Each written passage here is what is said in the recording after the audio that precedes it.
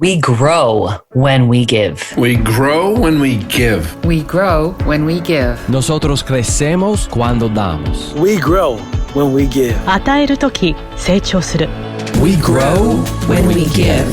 Welcome to R.O.G, Return on Generosity, a podcast celebrating generosity at work. Not financial giving, giving valuable time, alternative perspectives, and genuine collaboration. Our special guest today is Dr. Jabari Whitehead, the principal of Chatham Park Elementary School in the Haverford School District, a husband, a father of two teenagers, Avery and Evan, and an adjunct professor at St. Joseph's University of Philadelphia, teaching doctoral and master's level courses in educational leadership.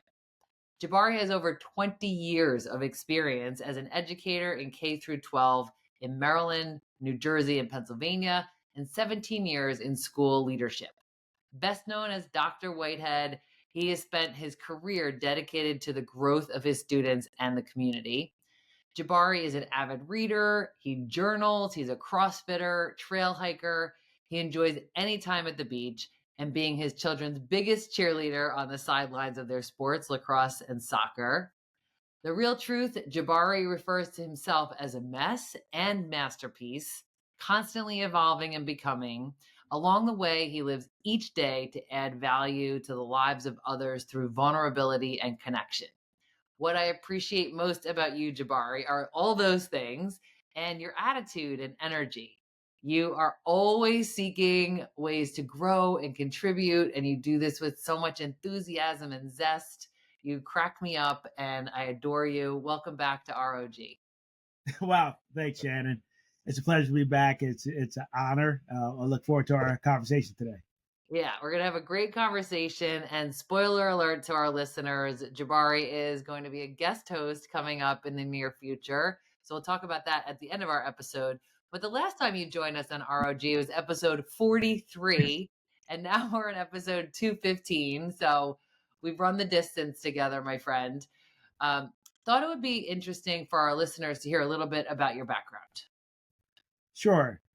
So I grew up in Chester, Pennsylvania, because that's my formative years in Chester. Originally, I was born in Brooklyn, but then my mother and I moved to Chester, Pennsylvania, where she met my father.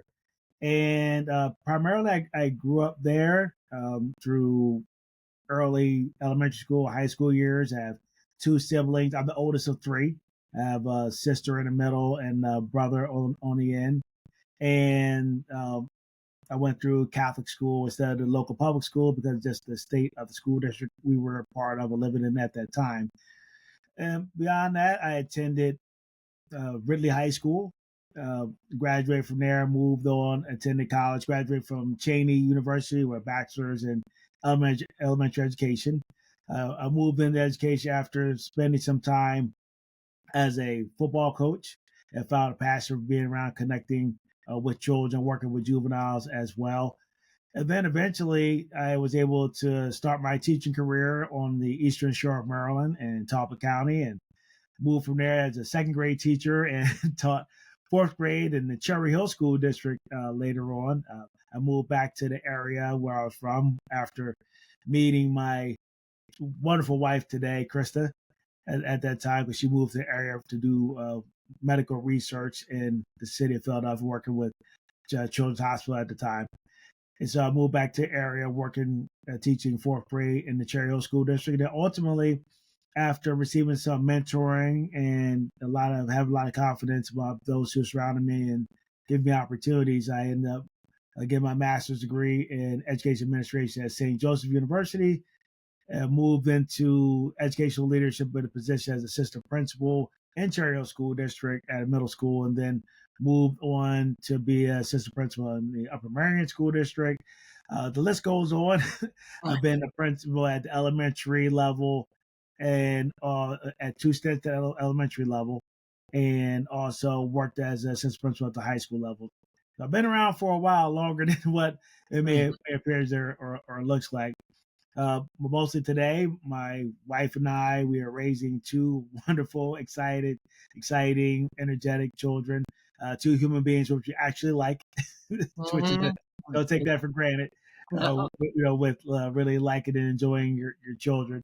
We're really just chasing sports schedules and being present with them and trying. For me, it's just about trying to be a doing well as a father and as a son to my own parents and a brother to my brother and sister. So just continuing to to work on myself and love.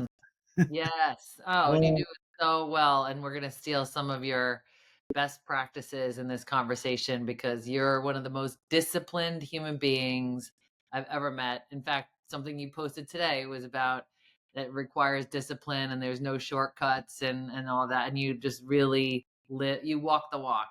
You're so congruent with the things that you talk about and how you live your life. So I can't wait for our listeners to learn more from you. So, talking about your school district and your role as an elementary school principal, what are some of the ways that you see generosity at school? I think the first thing right away when thinking of generosity at school and the work, whether it's dealing with the families, we talk about school, we talk about the school community.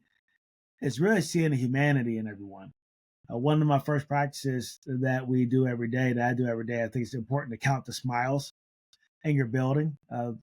Seeing all the faces in all the places as you walk around, whether it's your custodians, your cafeteria supervisor who is preparing breakfast for the day, your my administrative assistant, the teachers, because they're coming to the job, bringing their talents.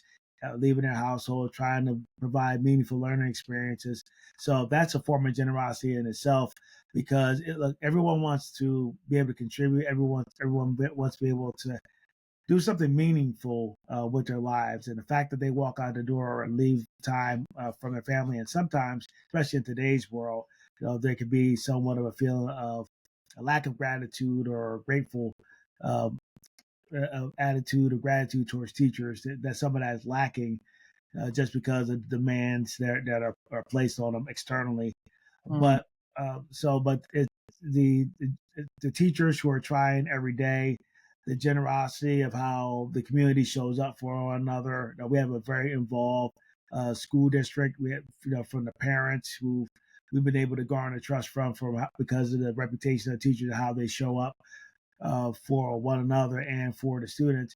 But I think one of the moments of generosity that I think about the most, especially at work, and Phil might talk about the quarantine time when we were in COVID, was the yeah. fact that I had teachers who while raising their own families or having to deal with the fears during that time of their own, they voluntarily made efforts to connect with students. And I'm not talking about just virtually. They were making the trips, driving to be on the doorstep of students back in Havertown to let them know that we care about them, that we see them, to be able to soothe them, just to even talk, have a conversation. There were times even beyond hours where they would do tutoring and try to close the gap in learning for students, school counselors, even from our technology department. We would talk about who's missed, who doesn't have a drop in their home, who doesn't have Wi-Fi at their home, and we have tech aides, tech departments, take materials to these houses immediately to make sure, because even though you may believe that people even in Haverford Township or even suburban community may be doing well, we learned the reality that not everybody is Mm. doing as they seem on the surface. They just have those fears underneath, and we're lacking in many ways, the same as other places. I think the fact that people are putting their own fears in front and Mm. going out to serve is just been a great form of generosity. And for me as a leader, like, I'm not perfect, and I have flaws in my leadership, and I'm constantly growing. But to go to a place where people allow you to be yourself and to grow with you is a great form of generosity that no leader should ever overlook. Mm. That's incredible that people, and like when you just said that they would face their own fear, because I think at this point we remember being quarantined, but I think we forget how scary it was, like to the degree that it was scary, and that these teachers were, like you said, leaving their own families and their own situations and comfort to make sure that the students had what they needed to do the tutoring and make sure they had the materials. Like, that's outstanding. And I recently heard you talk about how that has continued in some fashion. So tell us about that. Yeah, so it started out with the idea that we wanted to connect with these families during that time, and there was some anxiety about returning to school when we even in a hybrid form. We Hmm. were able to decide, okay, well, if that's the case, we want to make sure people know that there's some real people here, and put a have some kindness and put a kind face to our school. So I reached out to my staff to see if we could voluntarily, and our home and school association supported this as well, our parent group. If we could put together a swag bags of information that we can take to individual households from, and primarily it was students who had not been in school before. Hmm. So focused on the kindergarten families as well as new families who were transferring to their district or just new to our community altogether. And we were then able to, volunteers roughly between 120 and 150 households with new families between kindergarten and then new students grades 1 through 5. We were able to go directly to the households, either if people were home, able to sit down and step, give them the swag bag, and it has a bulldog magnet, it has a water bottle, it has some information about the upcoming events. But it was really about being connected. It sure Yeah. just feel good to get that instant pride about, okay, I'm a bulldog now. Mhm. Yeah, yeah, the pride. Oh, Yes. that's incredible. And do people do that willingly? Like, is it volunteers? Like, people want to do it, right? It sounds Yeah, like the culture you've created or that has been created, that you like really embrace this idea of the community. yeah, our teachers and instructional aides, they do it willingly. They're able, and our school counselors, they get excited about it.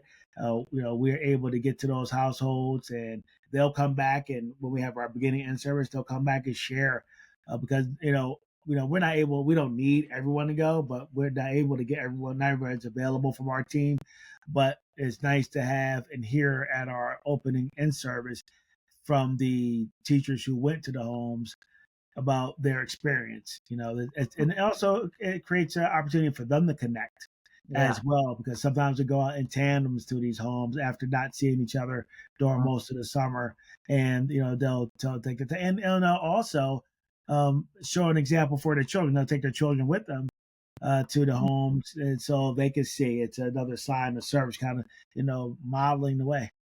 Yeah. Oh, for sure. I mean, that's the best way to teach our young people how to be generous, is to show them and take them along with us, and then they get to get the joy of giving as well. Mm. So on that point, how would you describe some of the value in being generous? Like, what are some of the, I know we don't give so that we can get, but we get so much reward from being generous. Like, what have you experienced with that? Being generous allows you to just gain trust at a higher rate, almost faster. I heard, matter of fact, I think I heard one of your episodes. I think it Yeah. was episode we talked about operating at the speed of trust.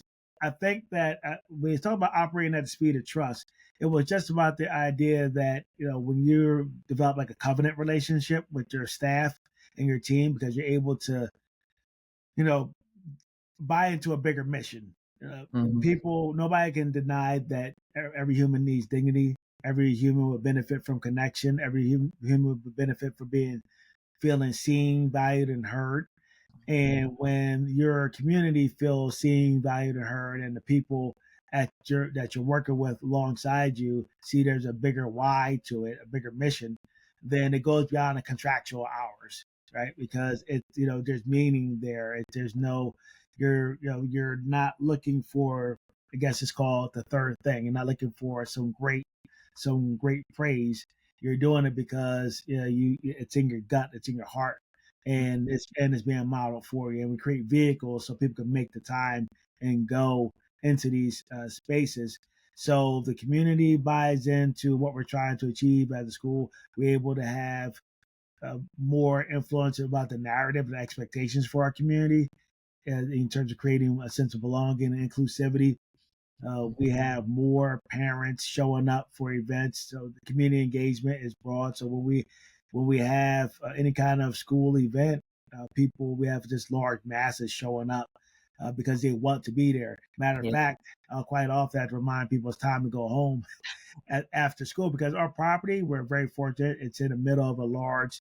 It's centered in a plot of land that we have a lot of fields in the front and playgrounds and field in the back. So our school name is Chatham Park, but people often mistake it and treat it as a park. So we can have people like try to remind there's no adult supervision up here after 3:45. But I know we're fortunate, but it's time to go home. But Time to go. we're very lucky. We're very lucky. Yeah. But a lot of that comes from a reputation that people want to be a part of the culture and climate. Oh my gosh, that's unique and wonderful at the same time. I love that. So going back to your point about, you walk in the door and you count the smiles. I love that there's an expectation that you're going to see smiles that might also be unique. um, what are some of your daily habits? You're like I said, very disciplined person. Tell Walk us through some of the things that you do on a regular basis or a daily basis and like the reason why you do those things. Well, the first thing, I do something difficult every morning. I mean, there's a phrase that comfort is a disease. I have opportunity to put myself through some voluntary discomfort through a workout early in the morning. I usually wake up about 4 a.m. to get up and get things ready. Whether I start with my journaling practice and, just journal and just a reading before I head out the door to the gym. I get to the gym, I get a chance to train. Usually, as CrossFit often provides some terrible workout session to be a part of, or put something together so I can just have a daily discipline and it's an early win. All right, you have an early win of waking up, getting your feet on the floor. An early win of being able to get your thoughts down. Another early win of listening to some wisdom in the morning, and then just putting yourself through physical discomfort, which then is another, earned dopamine hit in your body, and you're ready for the day. It's just some sense of accomplishment. Then I get to come home and see my family. And one of the nice habits I've been able to add to now is drive my daughter to school in the morning. She's a freshman, and so I have opportunity to take It's a small ride. It's less than maybe less than 10 minutes, but it's become a joy and a gift to spend that time and space with my daughter at 15 and just appreciate who she is. It's really phenomenal to see her evolve and grow because I remember her birth. I remember being there. It just happened so fast, and you know that with your own children. But then, like I said, I go to school, and Dr. Ragan Chatterjee, I heard, like I said, I've listened a lot and realized, but I really had to revamp and do a job of figuring out what is the one most important thing I need to accomplish. And that was a question he was talking about. Everyone needs to ask themselves because there's so much information. You can be scattered, you can be distracted. But trying to think about your purpose, you think about your daily purpose and what is the one most important thing I need to achieve. So Each day? each day, just for the day. Okay. So I walk in my office. I usually think about my to-be list. I get Yeah. that. Explain that, could you please? Yeah, so a to-be list came about just through some learning that I've done. It's the idea of what is your core values or how do you need to be as a human being. We focus a lot on what we want to be, but how we need to be in terms of our value system. So sometimes if I'm thinking about what's ahead, I may think about three things. I need to be compassionate today, calm, focused. So those are the three modes of operation that I carry and be the lens through which I make every decision and every interaction. I need to be compassionate. So if I talked about counting smiles, I might come across a teacher who or a worker or a staff member who's struggling. I could have seen them in a parking lot having a hurried phone call, being animated in the car before they came in the building. Now you could choose to ignore that if you want as a leader, Mm-hmm. but then you skip their whole humanity. Your job at that time is just maybe give them some space to check in on them, because that person is trying to compartmentalize wherever they're facing and then go into the classroom and teach about 25 kids and sometimes up to 30 children and make sure everybody learns the same thing the same way at the same exact time, which is one of the most absurd tasks to be done in anything. But that's what we're tasked to do. So it's my job to see their humanity, and if they're having a tough time, ask them what do they need, give them space, check in with them, or just be present for them in that moment, because we'll make sure that they know they're not alone. And because the goal is for them to be able to return whole to their families, and then also be able to operate wholeheartedly in our space at work. Because if you can't bring your whole self to the environment that you're in, then you're not going to be there. So Right. it really is during the day.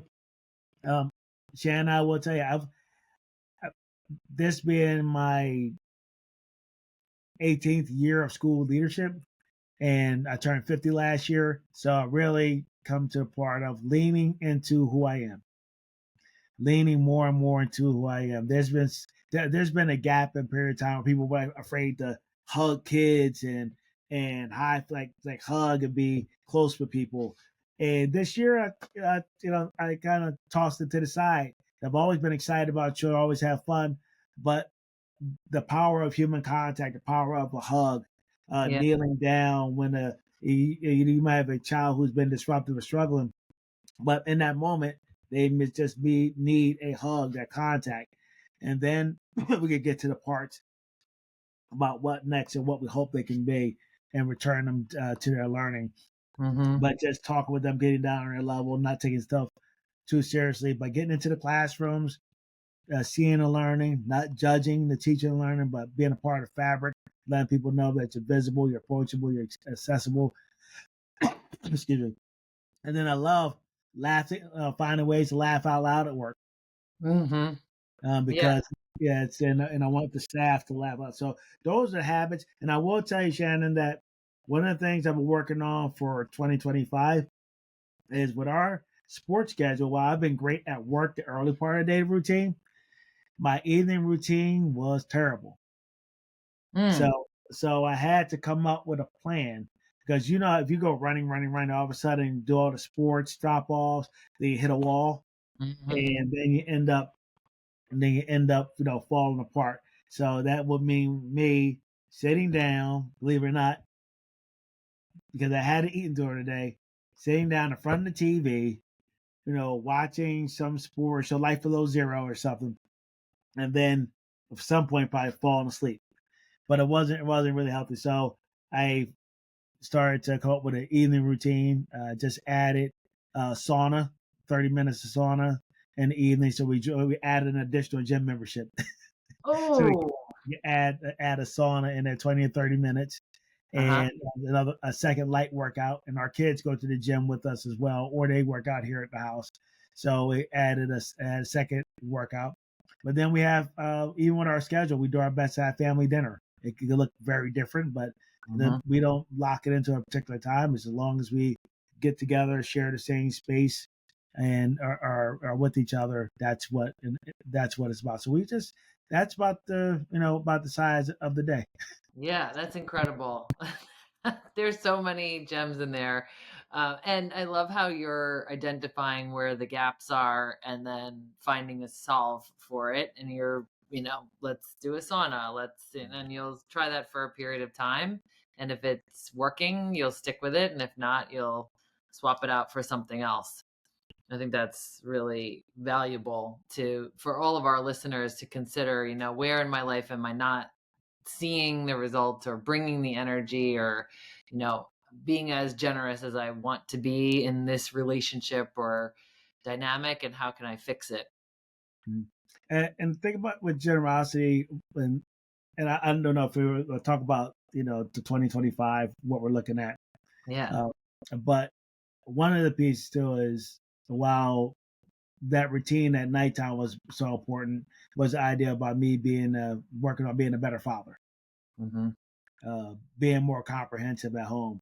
Now, my wife will say that I'm a great dad, which I feel like I do a good job, and my children I check in with, they say I'm doing a good job. But as I mentioned earlier, our kids are growing older. I have to adjust and learn to adapt to who they are, not trying to force, try to make them something that they're not. And that's something you have to, is like a delicate balance, as you know. Hmm. So, for example, our daughter, great student, wonderful student, incredible. But sometimes her schedule may not go the way I think it should go in terms of efficiency and getting her schoolwork done or handling some things. But she always, in the end goal, she always gets the job done. And so it's kind of tough. Um, so one day I walked into the office after trying to talk to my daughter, and I said, in the office to talk to my wife, because it is our home office here. And I turned to Krista. I said, you know what? I'm gonna give up trying to convince Avery to do anything, because I learned that she's not gonna do anything she doesn't want to do. So I was joking around. I said, I'll just get a T-shirt that says "I told you so" after it happens. I'll walk around with it, because that's the only way. Because they. But again, it's mostly about the conversation has evolved, and for my son, he's different. He, as a son, seeks a little more approval. But again, that's not a delicate balance, because we want to make sure that he's not internalizing anything as, or love from me as, conditional. Mm. So that's a balance. That's something I'm constantly paying attention to, and checking in with them about the kind of father that I am, because I want the messaging to be clear, because they're not, they're unfortunately not going to be with us forever. Hmm. And we just want to make sure that they always know that they have home, that we always represent home, and there's nothing that they can do that's Hmm. going to disrupt that. Right. I love that. And so with the letting go of telling Avery what to do, how's that going?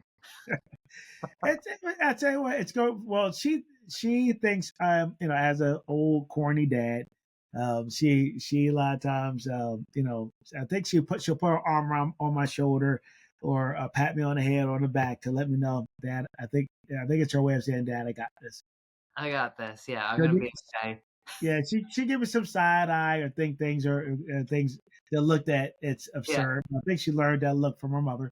So it serves you well. But for the most part, I just like at work, I find the more I can stay out of the way and to provide the guardrails, the Hmm. better off that I think she performs, Evan performs, and just like at work. Yeah. One of the best decisions I've ever made as a leader is just getting out of the way of people doing the work and being more of a support. Yeah. That's terrific. And once it's like teaching them how to ride a bike. Once they've got it steady enough, we don't have to hold on anymore. But there is a point in time that they're wobbly. So Oh it's yeah. not that they walk in independent and autonomous, but there is a point in time that you observe that they seem pretty steady, and you're going to let them, and they might fall, and you're going to just, like you said, like I said about you in your intro, cheer them on. You'll cheer them on to get back up and try again and keep going, and then next thing you know, they're off and running. So I think that's a great analogy and visual of just that, like, evolution in leadership, where you're coaching and mentoring and really grooming someone, and then you're setting them free to go and explore and do it their way, still getting the result, but Mhm. doing it their own way. So a lot of the things that you've talked about, I think, require courage, Mhm. like asking for feedback. You just talked about asking for, Mhm. you're inviting your children and your spouse to give you feedback, which is not an easy thing to do. And it sounds like you do that at work as well. Talk to me about courage and the role that that plays in your life.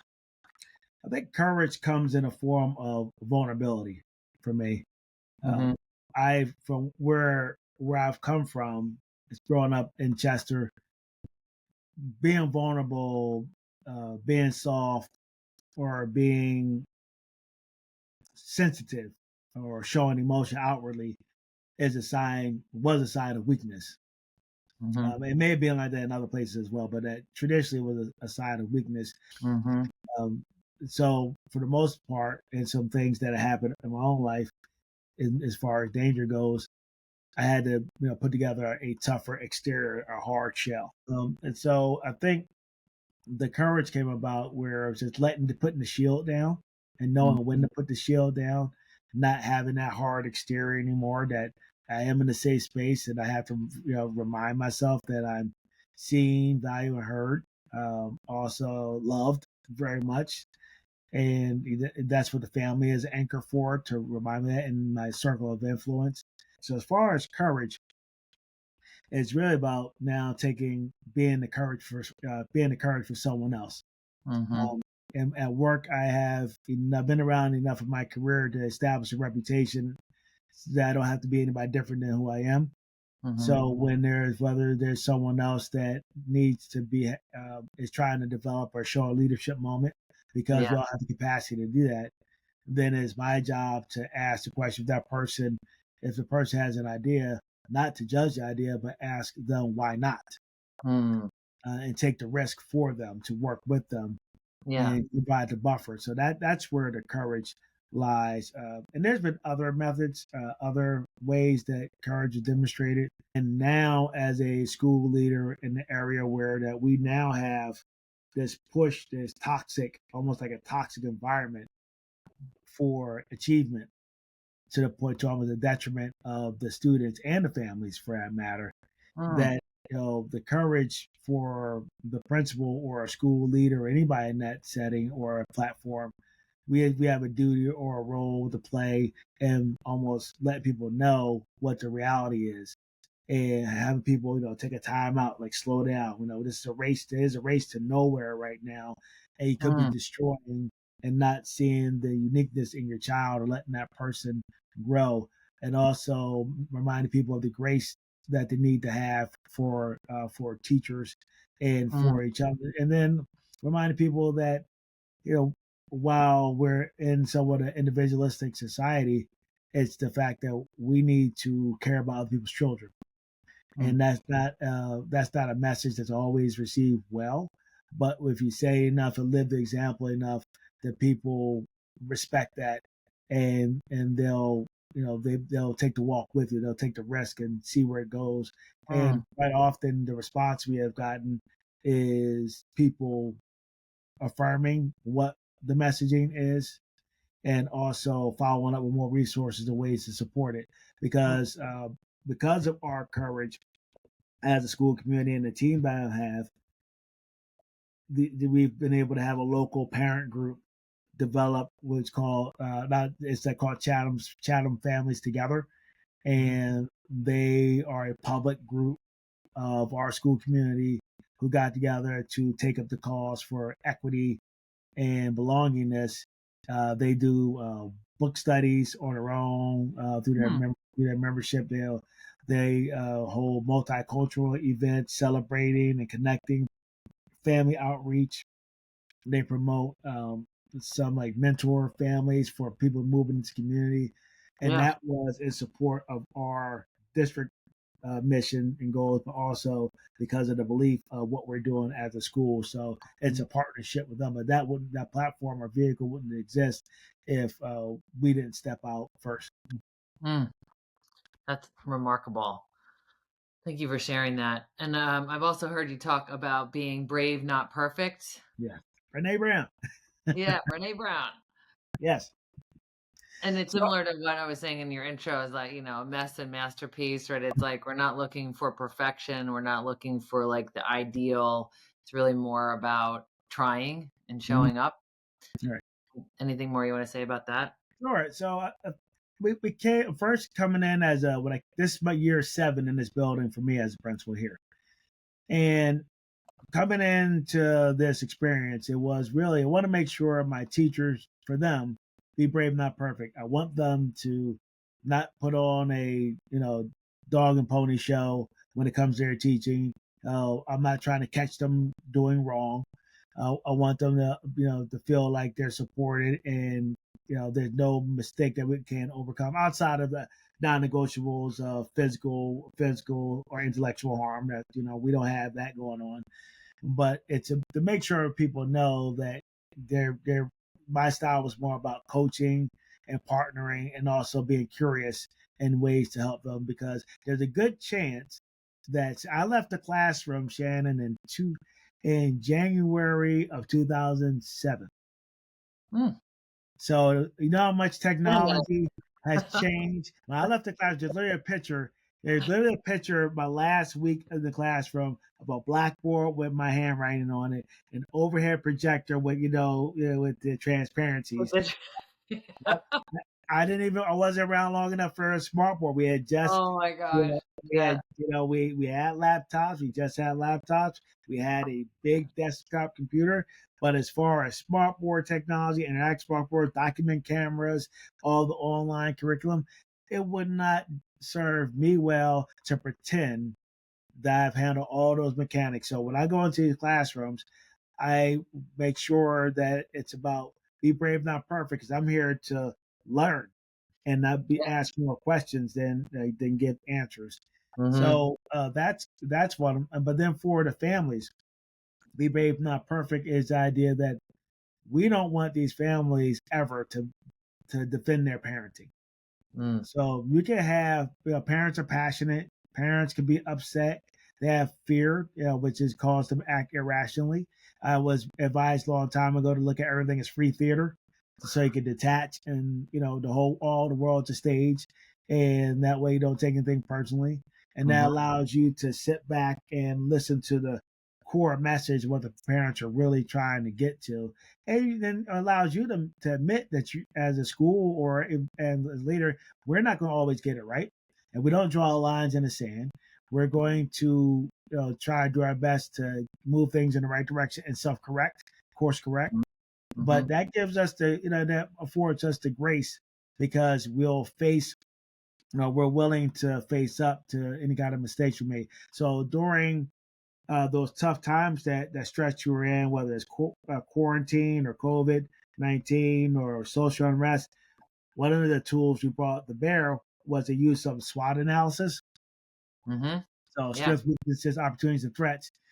We were able to hold meetings with families, with community, and wherever the topic was, whether it was technology distribution or the online instruction or our school environment or character education, we're able to hold meetings with families and let the people or groups speak about the strengths, weaknesses, opportunities, and threats, because it's non-threatening for me.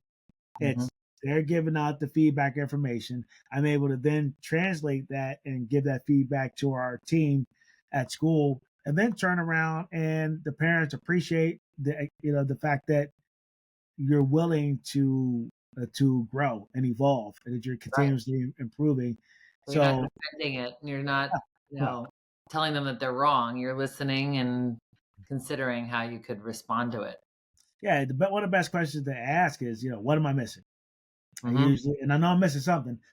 So one of them is, I want to be, I'd rather be caught early in my mistake. That's Yeah. what I would Right. much rather than. Yeah. That invites people in, and they don't think they're going to be attacked or, told that they're wrong. Right. I think that's great. And another great demonstration of courage and bravery. So I think a theme and what you've been talking about is one of your beliefs around better us, better them. So I just wanted to hear you talk about that, and then I have some rapid fire questions for you if you're. So better us, better them, just this idea that I firmly believe that in leadership today, there is too many people who go into leadership without the ability to lead themselves. Whether they're lacking self-discipline, whether they're telling themselves the wrong stories, whether they're operating on limiting beliefs. So better us, better them is about whatever we want to see in the world, we have to work on ourselves and reflect that. So for our children, if I want them to be better, I have to be better. If I want them to put down their device, my device shouldn't be in my hands. If I want them to eat well, I need to eat well. If I want them to be healthy, strong mind, strong body, I have to demonstrate that. If I want them to be voracious readers, I have to, operate with the importance of, of reading.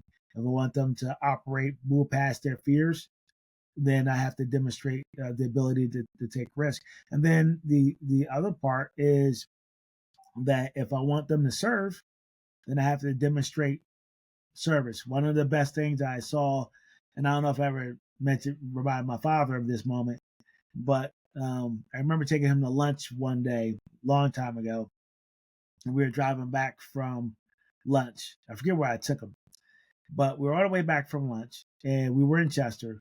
And my dad worked in the mental health field for a long time. And as we're driving down a block, this area called Avenue of the States, my dad is tapping his shoulder, "Stop the car, stop the car, stop the car." I'm like, what? Stop the car. He gets out of the car, runs across the street, and he walks over to this gentleman that he must have recognized from work he had done with this guy, who appeared disheveled and homeless and having a rough time. My dad was out there. You could tell he was talking to him, speaking to him. He hugged him. Whatever money my dad had in his wallet, he pulled it out and gave it to him. And then I remember my dad coming back to the car. And my dad's a man I haven't seen cry that many times to that point at all.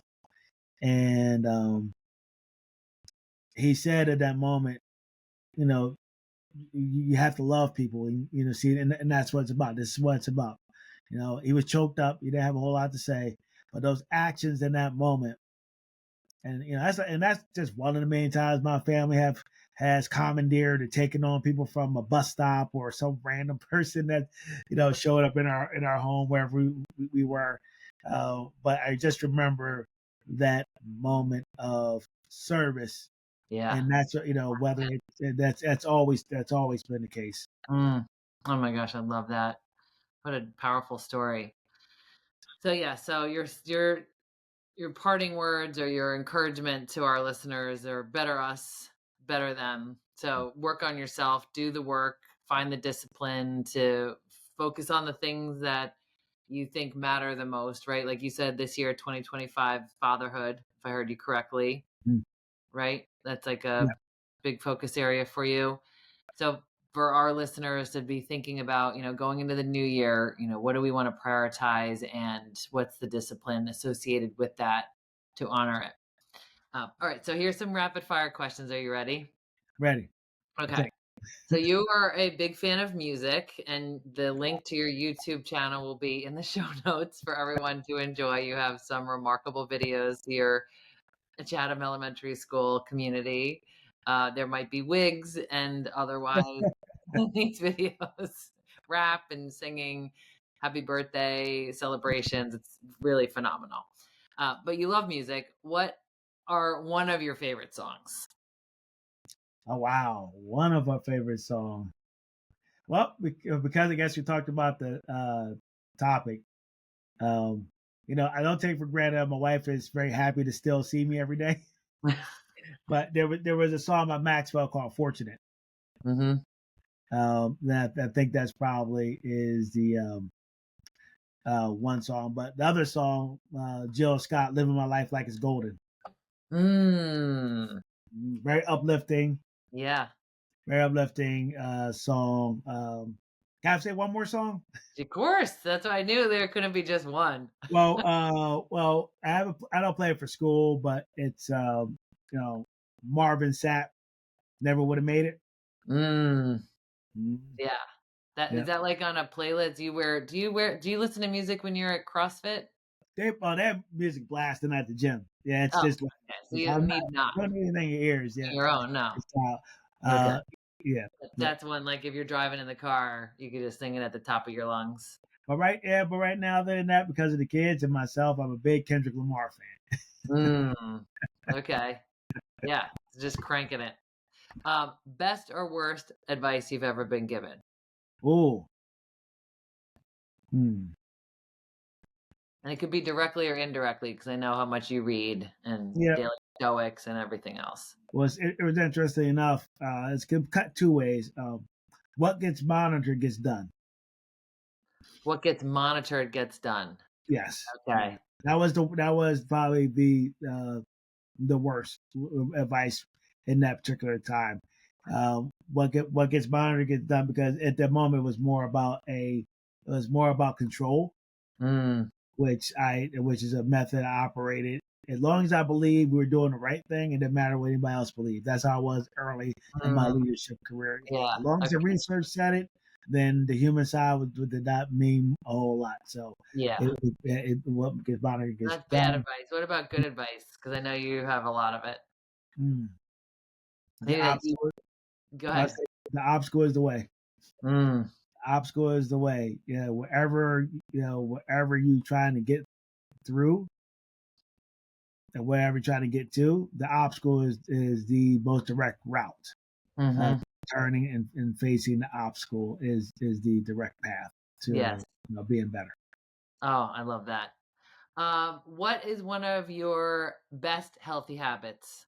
You have a lot of them, so I figured you would Mm. give us a highlight or two. Like the one that you think this, I know for sure makes me better. Uh, Healthy habit. Uh, Early wake up workouts.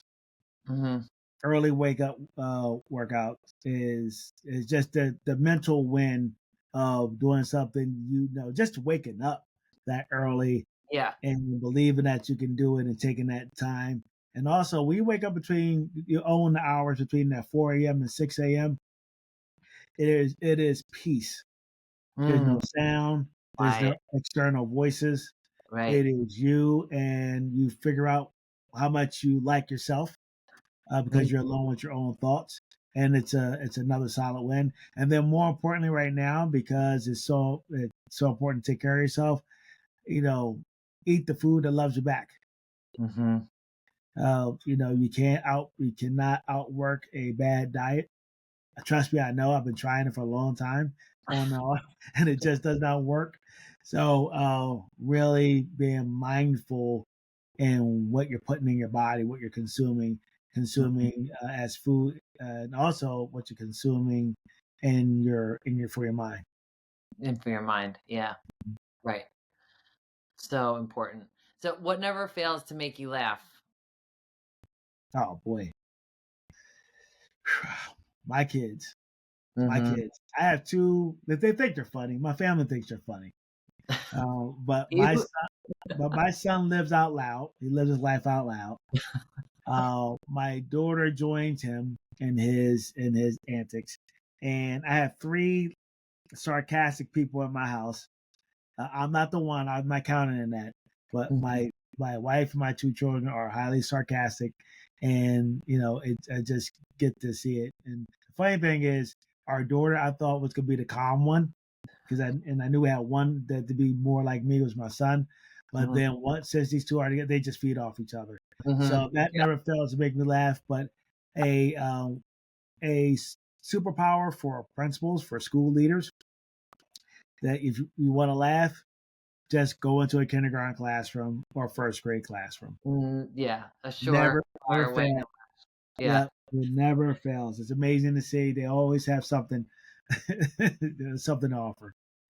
Those teachers are special human beings, Absolutely, it's right? amazing. Do that every day. Oh my goodness. Um, what do you think is a key to a great life? Hmm. Connection, human connection. The wrong connections, the wrong relationships can mess your life up. Hmm The fact that you put yourself around people who, like I said, your eyes light up when they walk in the room. Those people who just give you unsolicited love and joy, excitement. So connection, right? The Mm, people who are talking about you positively while you're not there. The people you just sitting there, you don't have to even do anything special. You just with them, and it just is uplifting. That's the value of connection. And then if you extend that beyond yourself, you usually see that each human connection, each person was once someone's baby. That you see everyone has a human story. It really gives you more hope for this world because there's still someone loved that person. Yeah. It's so important. When you talked about seeing the humanity in people, when you were talking earlier about having compassion, I think that's one of the ways to do it, especially for those who it's hard to find compassion for them because they've hurt you or they're hard to live with. So for you to view them as someone's child is an effective way to express that compassion and create connection. Well, I think everybody believes they're doing the right thing in their head. Everybody believes it. So at some point, by adopting a spirit of like curiosity around it, that is a big help because instead of getting angry and upset as if the world cares about your anger, you have an opportunity to be curious and actually have more sympathy or empathy for them in that moment. And I think that served me better. Just being able to detach and be curious and see the humanity. Incredible. So speaking of connection, you are going to be connecting with some of your treasured friends and colleagues on R.O.G as our guest host. You want to tell us a little bit about what to expect there? So I'm excited. I have an opportunity to connect in the episode with a longtime mentor, someone who is wrapping up a long leadership career, and it's someone who is, as a leader, is few and far between. So I'm looking forward to that. I don't want to give the name away. Okay. I can't wait to share that with our listeners. It's going to be super special. And then we've got some ideas on some series coming up and other thought leadership from Jabari coming your way, listeners. So happy to reintroduce our listeners to you and to make everyone aware of what's to come. We're all really excited. Well, thank you for your friendship, number one. Thank you for your leadership and the way that you model all of the things that you've talked about, and your generosity of spirit and willingness to share with our listeners some of your best practices. I really appreciate you. Well, I'm grateful for the opportunity, and thank you so much, Shannon.